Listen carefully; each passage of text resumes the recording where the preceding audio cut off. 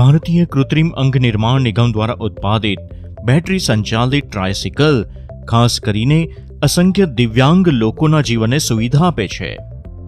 આ ટ્રાયસિકલનો ઉપયોગ અને જાળવણી સંબંધિત માહિતીને સમજવા અને માહિતી મેળવવા, જેને એકવાર ચાર્જ કર્યા પછી 40 થી 45 કિલોમીટરના અંતર આવરી લેવામાં આવે છે, એના માટે આ વિડીયો કાળજીપૂર્વક જુઓ. ટ્રાયસિકલના જમણા ટાયર પર 250 વોટની મોટર લાગેલ છે. સીટના નીચે બોક્સમાં 12 વોલ્ટની બેટરી, 2 બેટરીઓ લાગેલી છે.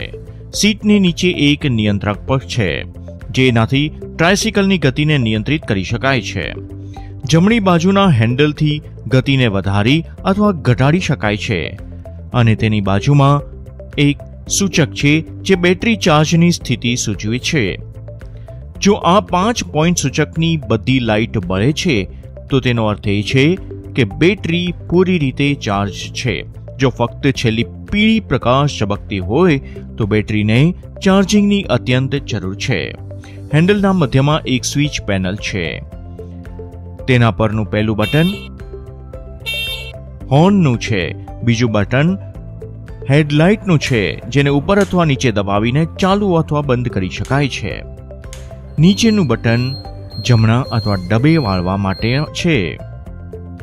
ફ્રન્ટ ટાયર બ્રેકનું લીવર જમણા હેન્ડલ પર છે અને પાછલા ટાયરનું બ્રેક ડાબા હેન્ડલ પર છે. સીટની જમણી તરફ પાર્કિંગ બ્રેક છે, જે વાહન પાર્ક કરવામાં મદદ કરે છે અને વાહનની સલામતી માટે આગળના ટાયર પર એક તાળું પણ છે. તે ઉપરાંત ઘોડી રાખવા માટે ત્યાં ધારક છે, જે તમે બાજુની ફ્રેમમાં તમારી અનુકૂળતા મુજબ વાપરી શકો છો અને સ્ટોર કરી શકો છો. બેટરીને ચાર્જ કરવા માટે એક ચાર્જર આપવામાં આવે છે, જેના દ્વારા તમે ટ્રાયસિકલ સાથે લગાવેલ બેટરી ચાર્જ કરી શકો છો. પાછળના બોક્સની સુવિધા આપવામાં આવી છે, જેનો ઉપયોગ તમે વેપાર સંબંધિત નાની વસ્તુઓ માટે જેમ કે અખબારો, દૂધના પેકેટો, કોલ્ડ ડ્રિંક્સ વેચવા માટે ઉપયોગ કરી શકો છો. ઘોડી હોલ્ડર અને બેટરી ચાર્જર મેન્યુઅલ સાથે પ્રદાન કરવામાં આવે છે અને વાહનના પાછલા બોક્સમાં મૂકવામાં આવે છે. અને અંતમાં તમારી સલામતી માટે હેલ્મેટ પણ આપવામાં આવે છે. હેલ્મેટ પહેર્યા વિના વાહન ચલાવવું નહીં. ચાલો જોઈએ કે આનો ઉપયોગ કેવી રીતે કરવો.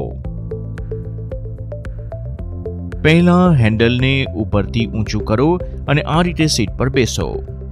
પછી વાહન સાથે પ્રદાન થયેલ કીનો ઉપયોગ કરીને સીટની નીચે આ મુખ્ય સ્વિચ પર ઓન કરો. યાદ રાખો કે આ ચાવી માત્ર બેટરી ચાલુ અને બંધ કરવા માટે વપરાય છે અને આ સ્વિચને ઓન કર્યા પછી જ તમારા હેન્ડલ પર લગેલું બટન કામ કરશે. એના પછી સાયકલ સાથે પ્રદાન કરેલ ચાવીનો ઉપયોગ કરીને હેન્ડલ પરની સ્વિચ ચાલુ કરો. પછી ચાલુ કર્યા પછી સૂચક લાઇટ ચાલુ થશે. હવે તમારી ટ્રાયસાયકલ ચાલવા માટે તૈયાર છે. હવે તમે પાર્કિંગ બ્રેક કાઢી નાખો. એક્સેલરેટરને ધીમે ધીમે ફેરવો અને જરૂરિયાત પ્રમાણે બ્રેક, હોર્ન અને પ્રકાશ સૂચકનો ઉપયોગ કરો. ચાલો ટ્રાયસિકલને ચાર્જ કરવાની પદ્ધતિ જોઈએ. ચાર્જરમાં એક પ્લગ અને એક કનેક્ટર છે. કનેક્ટરને બેટરીવાળા કેસમાં બનેલ ચાર્જિંગ પોઈન્ટ પર લગાવો. આ પ્લગને ઘરમાં આપવામાં આવેલા ઇલેક્ટ્રિસિટી પ્લગ બોર્ડમાં લગાવો. આના માટે તમારે આ બોક્સ ખોલવાની જરૂર નથી. બોર્ડ સ્વિચ પર ઓન કર્યા પછી ચાર્જર પર ઉપલબ્ધ સ્વિચને પણ ઓન કરો. જોકે વાહનના બોક્સમાં ચાર્જર મેન્યુઅલ પણ આપવામાં આવેલું છે, તેમ છતાં કેટલાક મહત્વપૂર્ણ મુદ્દાઓ ધ્યાનમાં રાખો. સલામતી માટે મુખ્ય સ્વિચ બંધ કરો.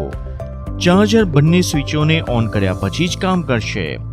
જો ઉપરની લાઇટ ઝબકતી હોય તો પછી ટ્રાયસાયકલની બેટરી ચાર્જ થઈ રહી છે. જો ઉપરથી બીજી લાઇટ બળે છે તો બેટરી સંપૂર્ણ ચાર્જ થઈ ગઈ છે. અને જો નીચેની 3 લાઇટમાંથી કોઈ પણ ઝબકતી હોય તો મિકેનિકને પાસે ચેક કરાવો, કારણ કે બેટરી, ચાર્જર અથવા ઘરની મેઇન સ્વિચમાં કોઈક સમસ્યા હોઈ શકે છે. સંપૂર્ણ ચાર્જ થઈ ગયા પછી સ્વિચ ઓફ કરો, પ્લગ કાઢી લો અને ચાર્જરને સલામત સ્થળે મૂકી દો. અને યાદ રાખો, સલામતી માટે 4 થી 5 કલાકથી વધુ સમય માટે બેટરી ચાર્જ કરશો નહીં. કેટલાક અન્ય મુદ્દાઓનું ધ્યાન રાખો. વાહનને વરસાદથી સુરક્ષિત રાખવાનો પ્રયત્ન કરો અને વહેતા પાણીથી ક્યારેય તેને ધોશો નહીં. તેલ અને ગ્રીસ નિયમિત લગાવો. જો કોઈ બ્રેક લીવર દબાવવામાં આવે છે તો વાહન આગળ વધશે નહીં. જો બંને સ્વિચો ચાલુ હોય ત્યારે પણ વાહન ચાલુ ન થાય તો બેઠક હેઠળ નિયંત્રક વાયર તપાસો. જો તાર તૂટી જાય છે તો પછી રંગ સંમેલન અનુસાર એમને એકબીજા સાથે ભેળવી દો. લાલ સાથે લાલ, લીલા સાથે લીલો, પીળા સાથે પીળો અને વાદળી સાથે વાદળી જોડી દો. જો સફેદ કનેક્ટર ખુલ્લું છે તો કનેક્ટર્સને એકબીજાથી કનેક્ટ કરો. તેના પિનને કાળજીપૂર્વક જોશો. સીટની નીચેના બોક્સમાં બેટરી ટર્મિનલ પણ તપાસો. જો તેઓ ઢીલા અથવા ખુલ્લા છે તો પછી તેમને સજ્જડ કરો. આ નાનો કાળો ફ્યુઝ બોક્સ જોવો અને જો ફ્યુઝ બોઈ ગયો હોય તો તેને બદલી લો. જો વાહન શરૂ થાય છે પરંતુ હોર્ન કામ કરી રહ્યું નથી તો આ લાલ રંગના બોક્સને તપાસો. તે પછી તેની વાયરિંગ પણ તપાસો. જો વાયર અલગ પડે છે તો તેને અન્ય ખુલ્લા છેડાથી જોડી દો.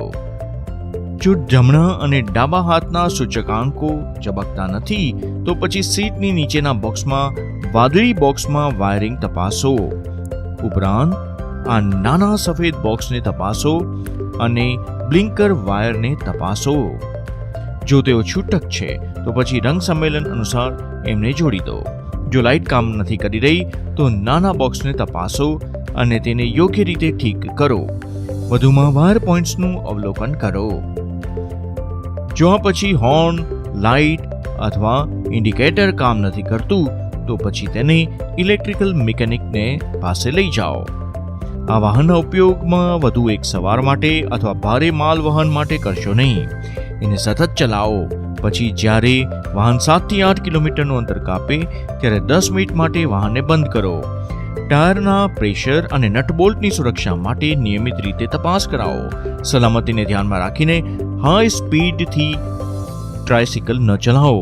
આ તમારા અને તમારા વાહન માટે જોખમી હોઈ શકે છે. સલામતી માટે ચાર્જ કરતી વખતે સીટ પર બેસશો નહીં. સલામત બનો, આત્મનિર્ભર બનો. વધુ માહિતી માટે toll free number 1800-1805-129, website www.alimco.in.